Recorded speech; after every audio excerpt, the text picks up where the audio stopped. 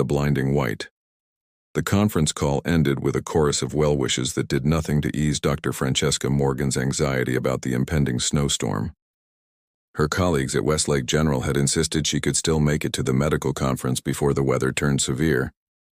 "It's only a 3-hour drive to Pinecrest, Fran. The real storm won't hit until tomorrow," Dr. Patel had assured her. Now, as her headlights struggled to penetrate the thick curtain of snow ahead, Francesca gripped the steering wheel tighter. The mountain pass had grown treacherous in just the past 30 minutes, with visibility diminishing by the second. Her sensible sedan wasn't built for these conditions, and she knew it. The conference presentation on her groundbreaking trauma protocol no longer seemed worth the risk. Come on," she muttered, peering through the windshield. The GPS had lost signal 15 minutes ago, and the narrow road wound dangerously close to steep drops on her right side. Her phone showed just 8% battery remaining, enough for one emergency call if she could find any reception. The car shuddered beneath her, then lurched forward before the engine made a sickening sound and went silent. Francesca pumped the gas pedal desperately, but nothing happened. The heating system gave a final sigh before dying completely. Perfect. Just perfect. She tried starting the engine again, but it only produced a weak clicking sound. The temperature inside the car was already dropping rapidly. Francesca pulled her wool coat tighter and assessed her options. She could stay with the car and hope someone drove by, but the road seemed completely abandoned. Her emergency kit contained a blanket, some energy bars, and a flashlight, hardly enough for surviving a night in sub-zero temperatures. She decided to try her phone one last time, and miraculously a single bar of reception appeared. She quickly dialed emergency services, her fingers already stiff from cold. "Woman, what's your emergency?" The operator's voice crackled through. "My car broke down on, I think it's Cascade Mountain Road. There's a severe snowstorm and I'm alone. I need help." Her voice trembled, betraying her fear. "Can you give me any landmarks, ma'am? I passed a sign for Evergreen Lake about 20 minutes back. I'm somewhere after that, maybe 5 miles up." "All right, we'll dispatch rescue services, but with the current conditions, it may take several hours. Can you stay with your vehicle?" "I don't think so," Francesca replied, watching her breath form clouds in the freezing car. "The temperature is dropping fast and I have no heat. Try to conserve your phone battery." The call cut off as her phone finally died. Francesca sat in silence, weighing her diminishing options. The medical professional in her knew the dangers of hypothermia all too well. Confusion, impaired judgment, eventual unconsciousness. The temperature was plummeting, and she couldn't stay in the car much longer. She remembered passing a ranger station about a mile back. If she could reach it, there might be emergency supplies or at least better shelter than her car. With determination born of desperation, Francesca gathered her small emergency pack, wrapped her scarf around her face, and stepped out into the howling storm. The wind hit her like a physical force, nearly knocking her off balance. Snow swirled around her in disorienting patterns, making it impossible to see more than a few feet ahead. She trudged back along the road, each step requiring immense effort as the snow reached halfway up her calves.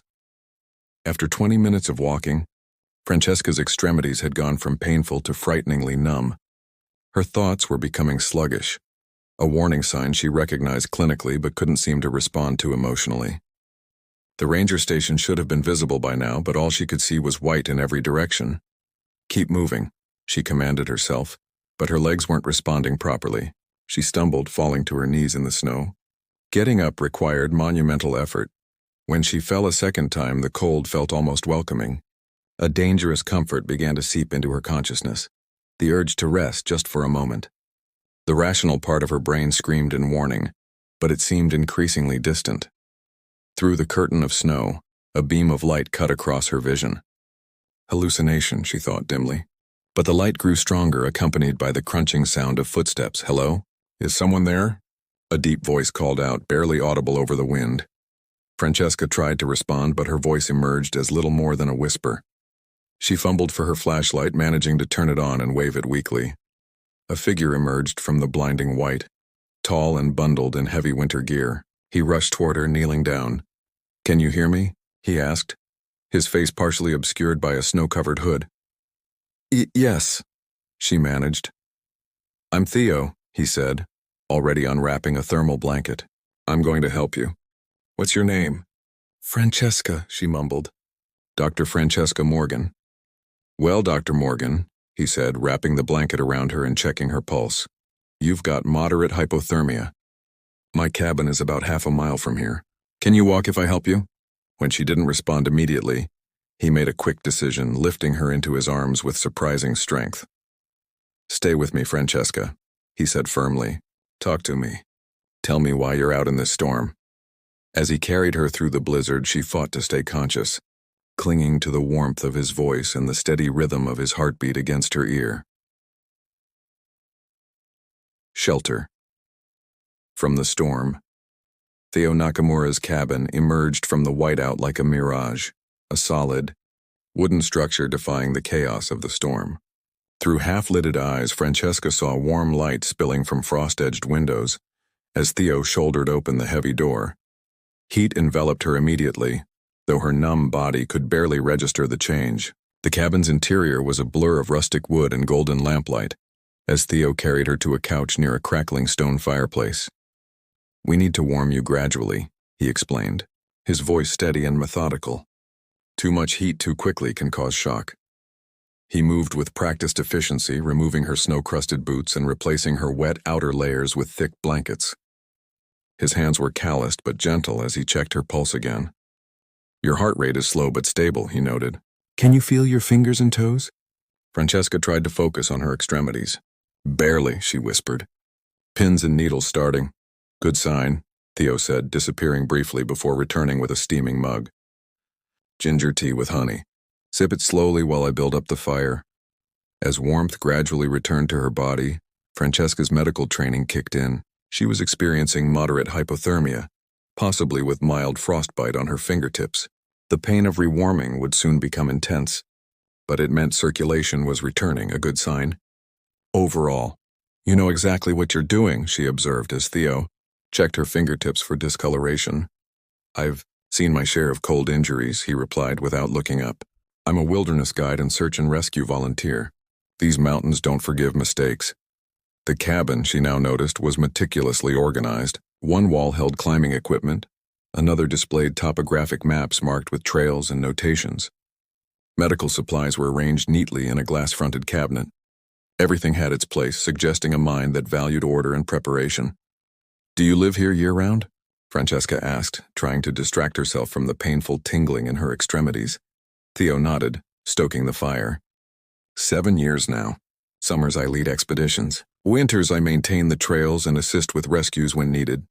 He paused, adding another log. Most people think I'm crazy. Why here? So isolated? Something flickered across his face, a shadow of memory, perhaps. Civilization and I had a disagreement, he said with a hint of dry humor. The mountains made more sense. Outside, the wind howled with renewed fury, rattling the windows. Francesca shuddered involuntarily. Storm's getting worse, Theo observed. Rescue services won't attempt these conditions. You're stuck with me until morning at least. He moved to a small kitchen area and began preparing something on a cast-iron stove. You need calories. Body burns through them trying to stay warm. I'm a doctor, she reminded him, attempting to sit up straighter. I know the protocol. Of course, he acknowledged with a slight nod. Emergency medicine? Trauma surgery, she corrected. Westlake General in the city. Long way from any operating room out here. His observation carried no judgment, just simple fact. Francesca watched him work, noting the economic precision of his movements. Nothing wasted, nothing unnecessary. His dark hair was pulled back in a short ponytail, revealing a face weathered by sun and wind. He wasn't classically handsome, but his features carried a rugged harmony that seemed perfectly suited to this environment. I was heading to a medical conference at Pinecrest, she explained, unprompted. My colleagues said the storm wouldn't hit until tomorrow. Theo glanced at her. Weather forecasts are educated guesses at best up here. Mountains make their own rules. He brought over a bowl of hearty stew that smelled of herbs and root vegetables. Eat, it'll help. The first spoonful sent warmth spreading through her core. She hadn't realized how hungry she was until food was in front of her. This is delicious, she said with genuine surprise. A ghost of a smile touched his lips. Another survival skill. Bad food makes isolation intolerable. As she ate, Francesca studied the cabin more carefully. Despite its utilitarian nature, there were unexpected touches of refinement. Hand-carved wooden figures on a shelf, a collection of well-worn books ranging from wilderness medicine to classical literature, and a small traditional Japanese tea set displayed in a recessed alcove. "You're observing," Theo noted, catching her gaze. "Professional habit," she admitted. "Surgeons notice details," he nodded. "And what do you see?" "Someone who chose isolation but didn't abandon civilization entirely," she ventured. "You've created a bridge between two worlds." Something in his expression shifted. Surprise, perhaps, at being so quickly read. He turned away, busying himself with checking her discarded clothing that now hung near the fire to dry. "Your coat is designed for city winters, not mountain blizzards," he said, changing the subject, "and those boots wouldn't have lasted another mile." "I wasn't planning on hiking through a snowstorm," she replied with a hint of defensiveness. "No one ever is." His voice softened slightly. "That's how these mountains claim lives. Unpreparedness." A particularly violent gust rattled the cabin, making Francesca jump. Theo glanced at her with understanding. "The structure's solid," he assured her. "Built it myself. Triple insulated walls. Reinforced roof that can hold several tons of snow. We're safe." The way he said safe carried weight, as though safety was a concept he'd spent considerable time contemplating. "You mentioned search and rescue," Francesca said, setting aside her empty bowl. "How many people have you saved?" Theo's expression remained neutral as he stoked the fire. "I don't keep count, but you remember them all, don't you?" His hand stilled momentarily. "Yes. And the ones you couldn't save?" He turned to face her fully then, his dark eyes reflecting firelight. "Those most of all." There was no self-pity in his voice, only acknowledgement. Francesca nodded, understanding completely. "In trauma surgery, we have a saying. We remember our failures more vividly than our successes." "The price of responsibility," he agreed quietly. For a moment, they sat in silence, two strangers connected by the shared experience of holding lives in their hands. One in sterile operating rooms, the other on treacherous mountainsides. The fire crackled in the hearth, casting dancing shadows across the walls. Outside, the storm continued its assault. But within the cabin's solid walls, a fragile sense of connection was taking root. Theo broke the silence. "You should rest. Take the bed. I'll sleep out here." "I've imposed enough," Francesca protested. "Doctor's orders," he countered with unexpected humor.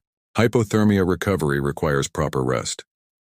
Too exhausted to argue, Francesca allowed him to help her to a small bedroom off the main living area.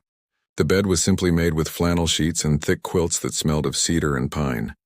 "Thank you," she said, suddenly overwhelmed by the realization that without this stranger's intervention, she might not have survived the night. "For finding me. For everything." Theo paused at the doorway, his expression unreadable. "Get some sleep, Dr. Morgan. Storm will break by morning."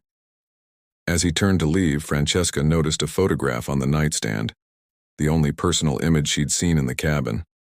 A younger Theo stood beside an elderly Japanese couple, all three smiling against a backdrop of cherry blossoms. Before she could ask about it, exhaustion claimed her, pulling her into deep, dreamless sleep while the mountain storm raged on outside the sanctuary Theo had created in the wilderness. Thawing hearts, Francesca awoke to stillness. The howling wind that had been her nightmare's soundtrack had ceased, replaced by a profound quiet that seemed almost unnatural after the storm's fury. Pale morning light filtered through frost-patterned windows, casting geometric shadows across the quilt. For a moment, disorientation gripped her, then memories rushed back. The stranded car, the desperate walk, the encroaching cold, and Theo finding her at the critical moment. She sat up cautiously, assessing her body with clinical detachment. The painful tingling in her extremities had subsided to a dull ache. Her muscles protested movement, but showed no signs of serious damage. Remarkably, she had escaped without significant frostbite, a testament to Theo's timely intervention. The photograph on the nightstand caught her eye again. In daylight, she could see details missed the night before. The woman's kind eyes mirrored in Theo's, the man's proud stance. Cherry blossoms in full bloom suggesting a special occasion. A graduation, perhaps? The image offered a glimpse into a past Theo had left unmentioned.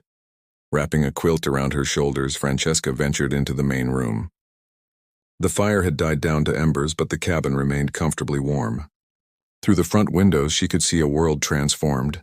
Blinding white stretching in every direction, tree branches heavy with snow, and a sky of perfect cerulean blue.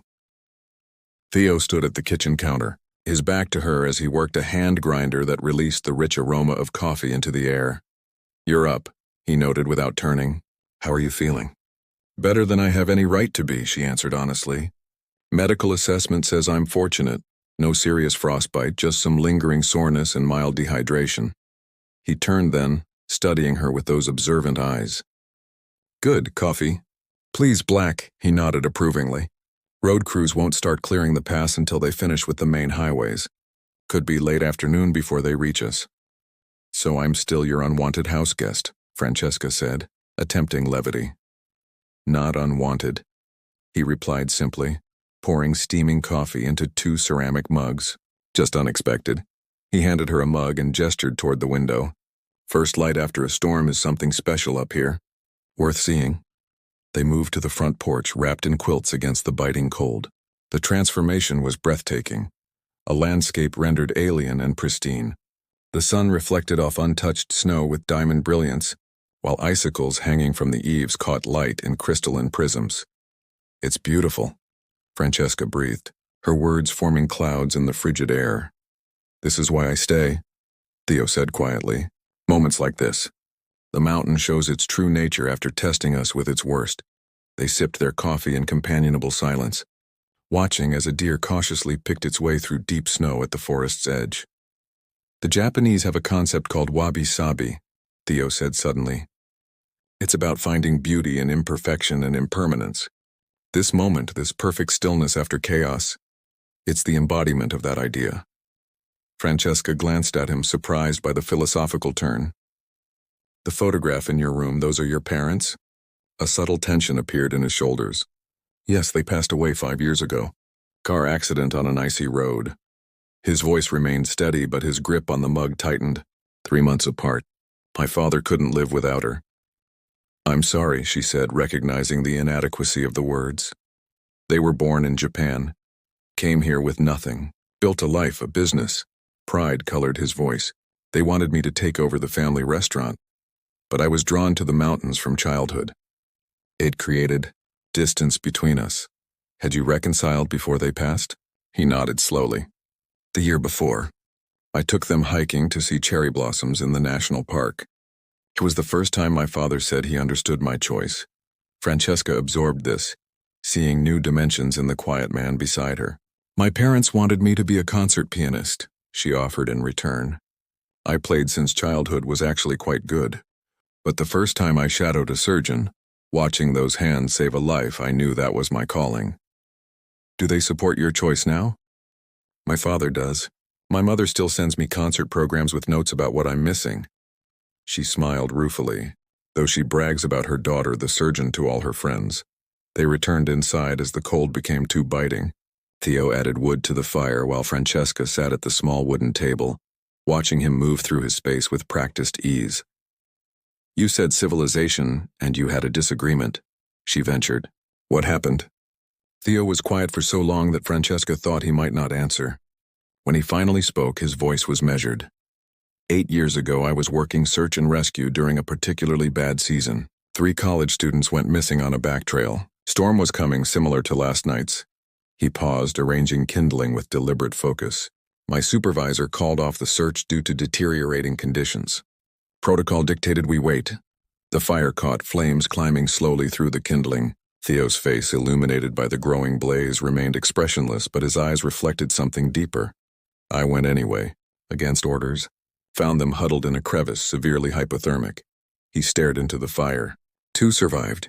1 didn't. The inquiry cleared me of wrongdoing, but recommended psychological evaluation for risk assessment patterns. They said I had a hero complex, endangering myself unnecessarily. Do you think they were right? Francesca asked gently. His eyes met hers. I think systems prioritize procedure over purpose. Sometimes humanity requires breaking protocol. The parallel to her own life struck Francesca with unexpected force.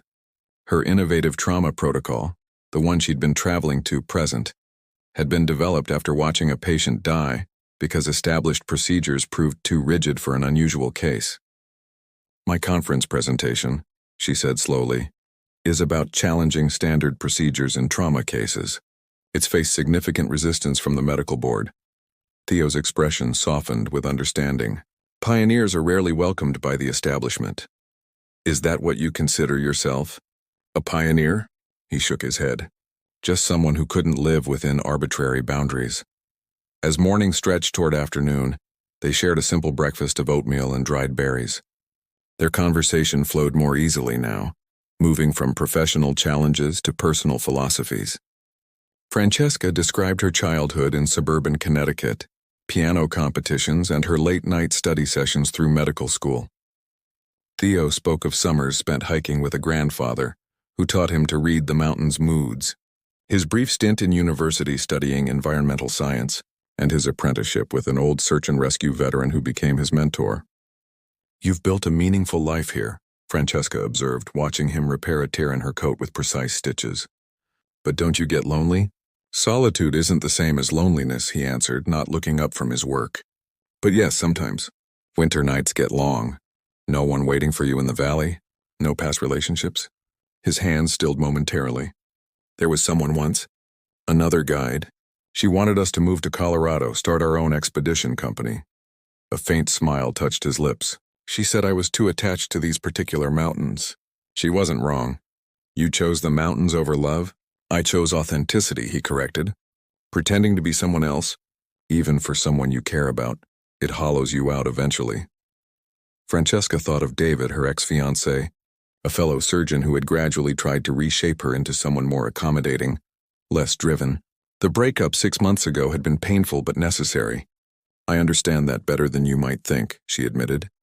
Outside, the sun had begun its early winter descent, painting the snow-covered landscape in amber hues.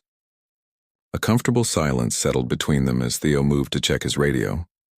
"Road crews have reached the 5-mile marker," he reported. "They'll clear access to the cabin by sunset. You could be back in civilization by tonight." The news should have brought relief, but Francesca felt an unexpected reluctance. In less than 24 hours, this cabin had transformed from a survival necessity to something that felt oddly like sanctuary. "What will you do after your conference?" Theo asked, studying a topographic map spread on the table. "Return to the hospital. Continue pushing for my protocol to be adopted. Probably face more resistance from the board." She sighed. "Sometimes I wonder if it's worth the fight." Theo looked up, meeting her gaze. "Is it saving lives?" "Yes, it would if implemented." "Then it's worth fighting for," he said with quiet certainty. "Some battles choose us." As afternoon light slanted through the windows, casting long shadows across the cabin floor, Francesca realized something had shifted within her. The storm had forced a pause in her carefully structured life, a moment outside normal time. In this remote cabin with this solitary, thoughtful man, she'd found unexpected clarity. "What would your life look like," she asked, "if you weren't defined by these mountains?" Theo considered this, his expression pensive. "I don't know anymore. They've shaped me as much as I've learned to navigate them." He turned the question back to her. "And you? If not medicine, then what?" "Music, maybe," she said softly. "But not performance. Teaching, perhaps. Helping others find their voice." The distant sound of engines broke the moment. Snowplows approaching along the road. Rescue, civilization, return to normal life, all imminent now. Theo stood, collecting her belongings. "We should get you ready to leave." As he helped her prepare, their hands accidentally brushed. Both paused, a moment of contact that seemed to contain unspoken questions about paths not taken and connections formed in the crucible of survival. The rumble of engines grew louder, heralding the world's intrusion into the space they had briefly shared. A reminder that storms, no matter how powerful, eventually pass. Breaking dawn, the snowplow's headlights cut through early evening shadows, illuminating the cabin in harsh, artificial brightness that seemed intrusive after hours of natural firelight. Francesca stood on the porch beside Theo, her belongings packed in a small backpack he had insisted she take. "Dr. Morgan?" A rescue worker in a bright yellow parka trudged through knee-deep snow toward them. I'm Ben from County Emergency Services. We received your 911 call yesterday. Are you all right? I'm fine, Francesca replied, suddenly aware of how clinical the interaction felt after the depth of conversation she'd shared with Theo. Mr. Nakamura found me before hypothermia became severe. Ben nodded respectfully. Toward Theo. Good work as usual, Nakamura. Highway Patrol found Dr. Morgan's vehicle about 3 miles down. It's been towed to Jensen's garage in town. The alternator, Theo explained to Francesca. Common failure in these temperatures. They'll have the parts, but repairs might take a couple of days. This unexpected complication hung between them. A few more days in proximity, though not in isolation. Francesca felt simultaneously relieved and uncertain. We've arranged accommodations for you at the Mountain View Inn. Ben continued. It's the best option while your car's being fixed. We can take you there now. I need to collect my presentation materials from my car first, Francesca said. The conference starts tomorrow afternoon. We can stop by Jensen's on the way, Ben assured her. The moment of departure had arrived. Francesca turned to Theo, suddenly finding words inadequate. How did one properly thank someone for saving their life? How could she express what their conversations had meant without seeming overly sentimental about a connection forged in extraordinary circumstances? I don't know how to thank you, she began. No need, Theo replied simply. Anyone would have done the same. No, she said with certainty. They wouldn't have. A moment of silence stretched between them, filled with unspoken thoughts. Your coat, she finally said, beginning to remove the heavy parka he had lent her. Keep it until you leave town, he insisted. Your city jacket won't hold up here. Ben cleared his throat politely. We should get moving before it gets completely dark, Dr. Morgan. With reluctance, Francesca stepped toward the waiting vehicle. Theo remained on the porch, a solitary figure framed by the warm light spilling from his cabin. Goodbye, Theo, she said. And thank you for everything. He nodded once. Safe travels, Dr. Morgan. She had taken only a few steps when he spoke again. The conference, what time tomorrow? Francesca turned, surprised by the question. 3 o'clock. Pinecrest Lodge. Something flickered across his face, consideration perhaps. Good luck with your presentation. I hope they listen. The drive to town revealed a landscape transformed by the storm. Massive snowdrifts created sculptural formations alongside the freshly plowed road, while ice-laden branches glittered under the vehicle's headlights. Ben kept up a steady stream of conversation, updating her on road conditions and weather forecasts. But Francesca's responses were automatic, her mind still partially in the cabin with its thoughtful inhabitant. Jensen's garage was a well-lit building on the town's main street. Inside, a middle-aged man with grease-stained hands introduced himself as the owner. Alternators shot, he confirmed after Francesca retrieved her laptop and presentation materials from the car. Got the part coming on tomorrow morning's delivery truck. Should have you running by late afternoon. The news meant she would need transportation to Pinecrest Lodge, still 40 minutes away. Is there a car service I could hire for tomorrow? She asked. For Pinecrest? Sure, Jimmy runs a shuttle. I'll give him a call for you. The Mountain View Inn proved to be a charming, rustic establishment with a bustling restaurant filled with locals and stranded travelers alike. The proprietor, a cheerful woman named Helen, showed Francesca to a comfortable room overlooking the snow-covered town square. You're lucky Theo found you, Helen remarked as she handed over the room key. He's got an almost supernatural sense for finding people in trouble. Saved my nephew 3 years ago when he wandered off the trail. Does he come into town often? Francesca asked, trying to sound casual. Helen shook her head. Hardly ever, especially in winter. Keeps to himself, that one. Not unfriendly, just private. She studied Francesca with knowing eyes. He made quite an impression, didn't he? Before Francesca could respond, Helen continued. Dinner's served until 9. You must be starving after your ordeal. Left alone, Francesca stood by the window, watching snowflakes begin to fall again, gently now, not threatening. The town looked like something from a holiday postcard, with twinkling lights outlining storefronts and pine garlands draped across lampposts. A world away from her high-rise apartment in the city, with its minimalist decor and spectacular but sterile views. She showered, letting hot water wash away the last physical remnants of her ordeal, then dressed in clean clothes from her overnight bag. Opening her laptop, she reviewed her presentation slides, the culmination of 3 years' research, a protocol that could reduce mortality in certain trauma cases by nearly 30%. The familiar statistics and procedures should have focused her mind, but instead she found herself dwelling on Theo's words. Sometimes humanity requires breaking protocol. Her work embodied that principle, challenging established procedures when they failed to serve patients' needs. Yet something felt incomplete now, as if the presentation captured the clinical evidence but missed the human element that gave it purpose. On impulse, she began revising, adding a new opening slide, not with statistics, but with the story of the patient whose death had launched her quest. Personal, emotional, human, breaking protocol indeed in a profession that prized clinical detachment.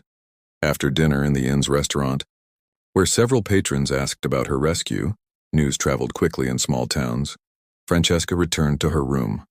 Sleep eluded her. The bed, though comfortable, felt wrong somehow. Too soft, too warm, too ordinary after the primal shelter of Theo's cabin. Morning arrived with clear skies and brilliant sunshine. Francesca spent the hours before her scheduled shuttle finalizing her presentation and speaking with her department chair, who was relieved to hear she was safe and still planning to attend the conference. The board members will be there, Dr. Wilson reminded her. This is your chance to get the protocol approved. I know, she replied, a new determination in her voice. And I've made some changes to the presentation. I think they're important. Nothing too radical, I hope. These are conservative people, Fran. She thought of Theo's calm certainty when he spoke of authenticity, just more authentic. Sometimes that's what's needed. At noon, she checked the lobby for her shuttle driver, but instead found Jensen from the garage.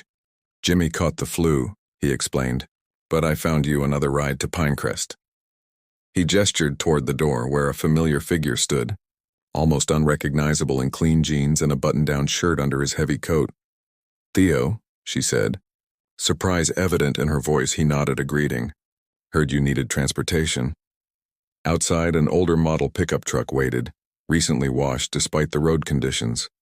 Theo opened the passenger door for her, an unexpectedly formal gesture from the wilderness guide. You didn't have to do this, Francesca said as they pulled away from the inn. I know. His eyes remained on the winding mountain road. Wanted to. The simple admission hung in the air between them. Neither spoke for several miles, but the silence felt companionable rather than awkward. I revised my presentation, Francesca finally said, added the human element we talked about. It might cost me the board's approval, but it feels right. Theo glanced at her briefly. Authenticity usually does. The drive to Pinecrest Lodge took them through spectacular mountain scenery, valleys filled with snow and peaks gleaming in the sunlight. Occasionally, Theo pointed out features of the landscape. A waterfall now frozen into fantastic ice sculptures, a ridge where elk gathered in winter, a distant peak where he'd once spent 3 days waiting out a storm. As they neared the lodge, an imposing timber structure nestled among tall pines, Francesca felt a curious reluctance. The conference represented her return to normal life, schedules, professional obligations, city living. After just 2 days, that life seemed somehow less substantial than the authentic existence she'd glimpsed in Theo's world. Will you stay? She asked as he pulled into the circular drive before the lodge entrance. For the presentation? He hesitated, hand still on the steering wheel. Would you like me to? Yes, she answered without hesitation. I would. Something shifted in his expression, surprise perhaps, or a decision being made. Then I'll stay. Inside, the lodge hummed with activity as medical professionals from across the country gathered for the conference. Francesca collected her badge and program, acutely aware of Theo standing slightly apart, observing this unfamiliar territory with the same quiet attentiveness he brought to the mountains. Several colleagues greeted her with surprise, having heard about her ordeal. Dr. Wilson hurried over, relief evident on his face. Thank God you made it, he said, embracing her briefly. The board members are all here. Your slot is still at 3. He noticed Theo. And this is? Theo Nakamura, Francesca said. He's the reason I'm standing here. Understanding dawned on Dr. Wilson's face. The mountain guide who found you? We owe you a tremendous debt, Mr. Nakamura. Theo shook the offered hand with characteristic reserve. Just fortunate timing. As they moved toward the conference room, Francesca felt her professional persona settling back around her like a familiar coat. Competent Dr. Morgan, innovative surgeon, respected colleague. Yet something had changed fundamentally. The person beneath that professional identity had been altered by her experience in the mountains, by conversations beside a fire, by the simple authenticity of a life lived according to one's true nature.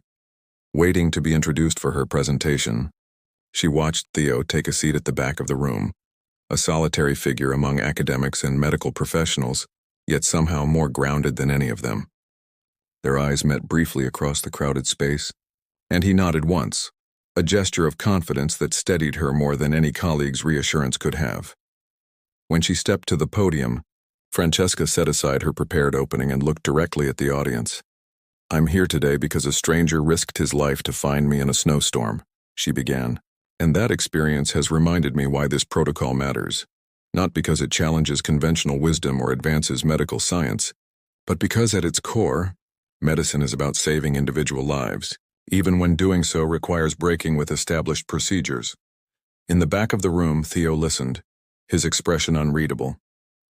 But as she continued her presentation, moving from personal experience to clinical evidence, Francesca felt a clarity and purpose that transcended professional ambition. Whatever happened after today, whether the board approved her protocol, whether she returned to her city life unchanged, whether the connection she felt with a solitary mountain guide would fade with distance and time, she had found something authentic in the storm. Something that, like the perfect stillness after chaos, revealed the truth beneath the surface of her carefully constructed life. New Horizon 6. Months had passed since the snowstorm that had altered the course of Francesca's life in ways she couldn't have imagined. Spring had given way to early summer, transforming the mountains from white fortresses into verdant kingdoms awash with wildflowers and birdsong. Francesca stood at the window of her apartment, gazing at the city skyline as morning light gilded glass towers. A half-packed suitcase lay open on her bed, not for a conference this time, but for a more permanent journey. Her fingers absently traced the edges of a letter that had arrived 3 weeks earlier, its creases now soft from repeated readings. Theo's handwriting was exactly as she had imagined it might be, precise yet flowing, much like the man himself. The board had approved her protocol that day at Pinecrest Lodge, impressed by the passion and authenticity of her presentation. Implementation across 3 major hospitals had already saved 17 lives, patients who would have been lost under conventional procedures.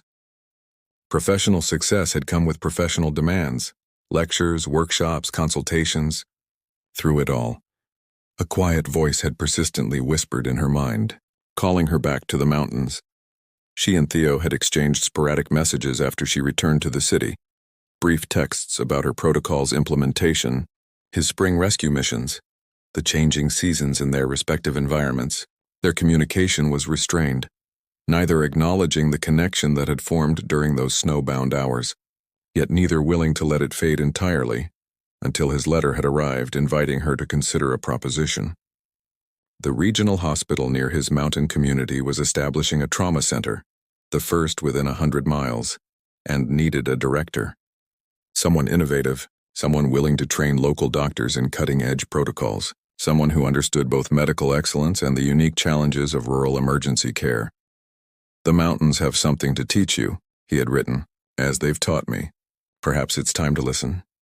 The doorbell interrupted her thoughts. Dr. Wilson stood in the hallway, concern evident on his face.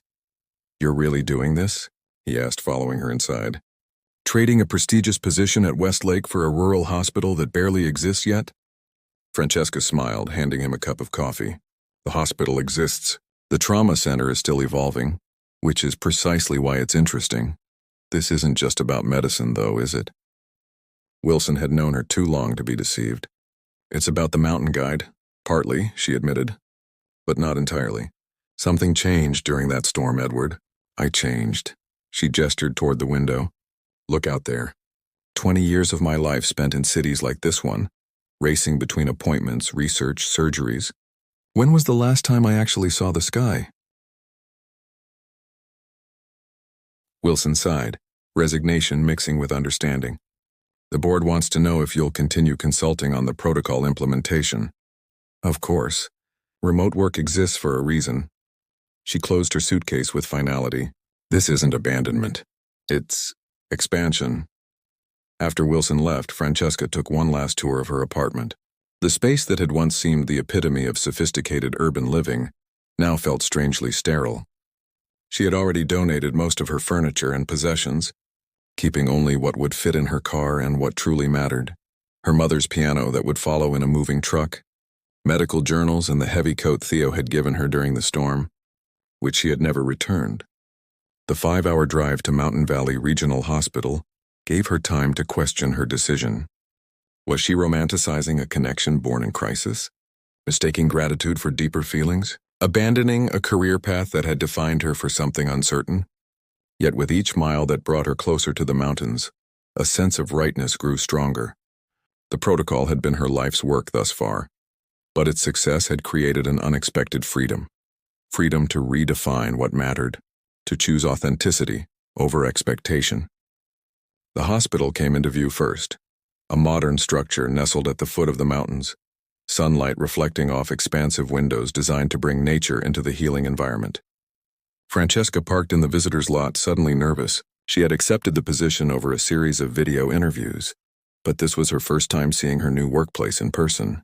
Inside, she was greeted by Dr. Abernathy, the hospital's chief administrator, a woman in her 60s with keen eyes and a no-nonsense demeanor.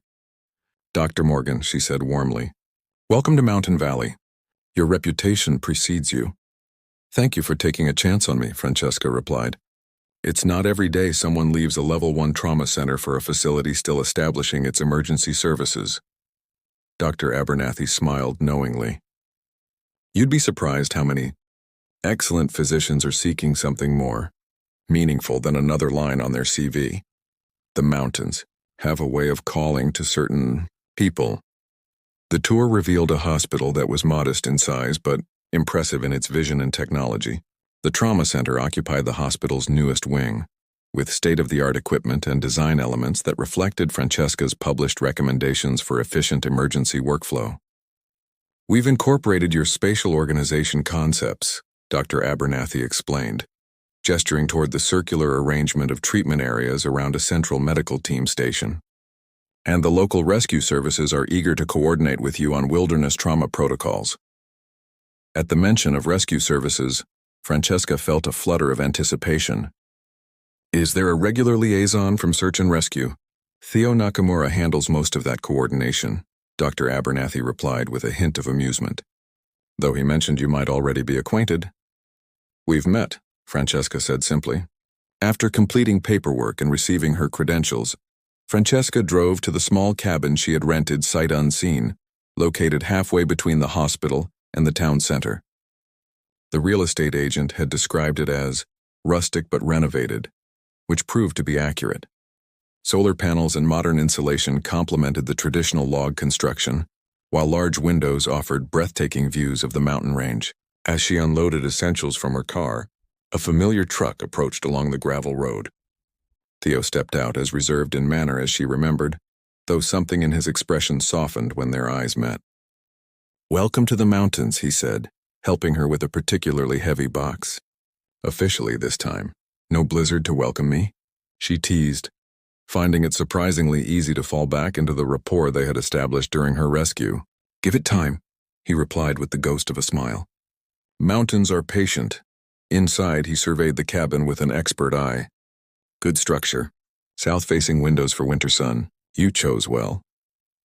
"I had some guidance," she acknowledged, recalling their conversations about what made a dwelling truly habitable in mountain conditions. They worked together unloading her car, the silence between them comfortable rather than strained. When everything was inside, they stood on the small porch, watching afternoon light play across the distant peaks. "I heard you visited 3 times while I was still in the city," Francesca said finally. "To help plan the trauma center." Theo nodded, leaning against the porch railing. They needed input from someone who understands wilderness rescue challenges, the specifics of high-altitude injuries, evacuation limitations. "And you never called?" He met her gaze directly. It wasn't time yet. The simple statement contained volumes, acknowledgement of the connection between them, recognition of its unusual beginnings, respect for the major life decisions Francesca needed to make independently. "And now?" she asked. "Now you're here because you chose to be," he replied. "Not because a storm forced you." She understood then the deliberate space he had given her, allowing her decision to move to the mountains to be about her own journey, not just about him. It was the same thoughtfulness she had glimpsed during those long conversations beside his fire. "I have something for you," he said, reaching into his jacket pocket.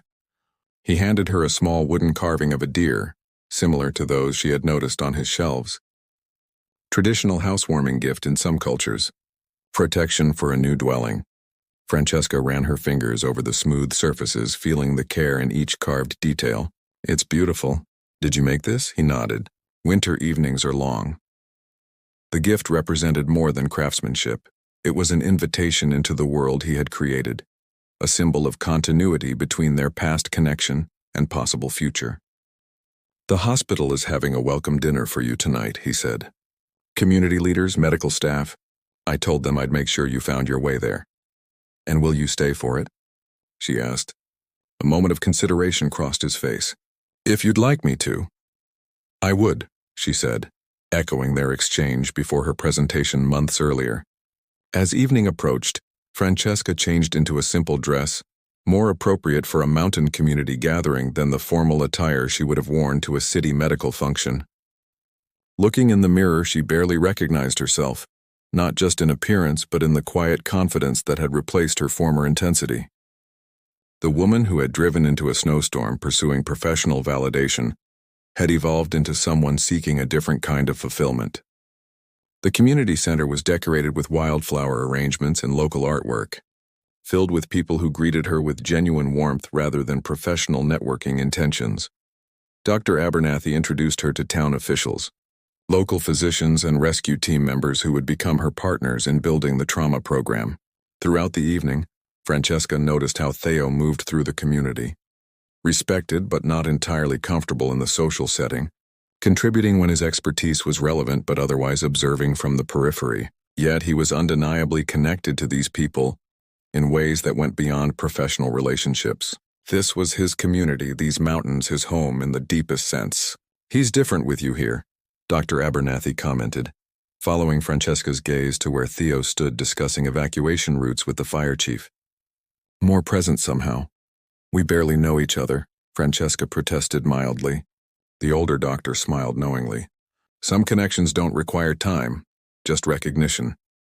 Later, as the gathering wound down, Theo offered to drive Francesca back to her cabin.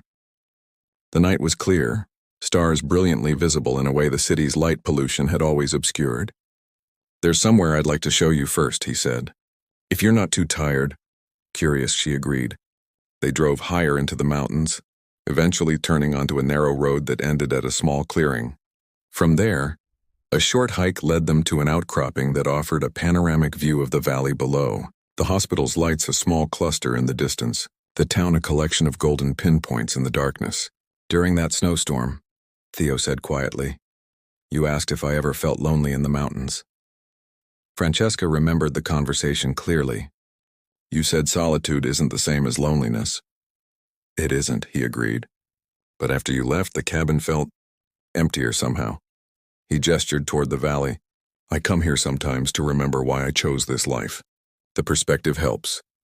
The admission, simple yet profound from a man so self-contained, touched her deeply. "Why did you write to me about the hospital position?" she asked. After months of just occasional texts, Theo considered the question carefully, his profile outlined against the starlit sky. "Because some paths are meant to cross more than once. I believed yours and mine might be among them. And if I hadn't come, then that would have been the right path for you," he said simply. "We find our true north in different ways." The metaphor, navigational, certain, yet open to individual interpretation, was quintessentially Theo. Francesca moved closer, drawn by the quiet strength that had first impressed her during her rescue. "I've spent my career making split-second decisions," she said. "Calculated risks based on probabilities and outcomes. But coming here was different. It felt inevitable somehow, like returning rather than arriving." "The mountains have that effect," Theo said. But his eyes suggested he understood she wasn't just talking about geography. They stood together on the outcropping, the vast sky above them alive with stars, the valley below holding both their pasts and potential futures. No promises were made, no declarations offered. They didn't need words to acknowledge that whatever had begun during a snowstorm 6 months earlier had continued growing in silence, waiting for the right season to fully emerge.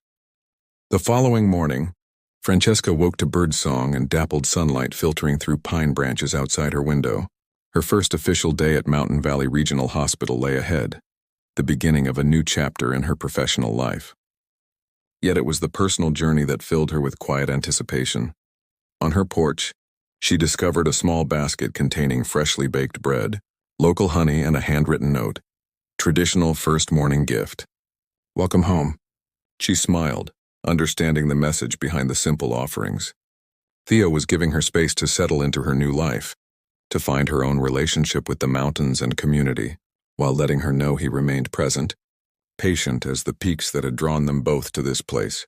In the distance, those mountains stood eternal against the morning sky, no longer threatening adversaries as they had been during the storm, but steadfast companions on a journey that had only just begun. Francesca breathed deeply of the pine-scented air, feeling more centered than she had in years.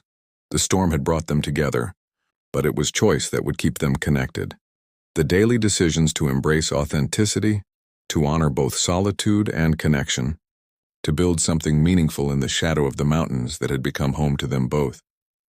As she prepared for her first day, Francesca placed Theo's carved deer on a shelf beside her medical texts, symbols of the dual worlds she now inhabited. The trauma surgeon and the woman who had found herself in a snowstorm, the healer of bodies and the explorer of possibilities. Later, driving toward the hospital with the mountains rising before her, Francesca thought of something Theo had said during their night in the cabin. "The mountain shows its true nature after testing us with its worst." Perhaps the same was true of people. The storm had revealed something essential in both of them: resilience, authenticity, the courage to follow unexpected paths. What might they discover in each other during calmer seasons? In the everyday moments that would now compose their intersecting lives, the answer would unfold gradually.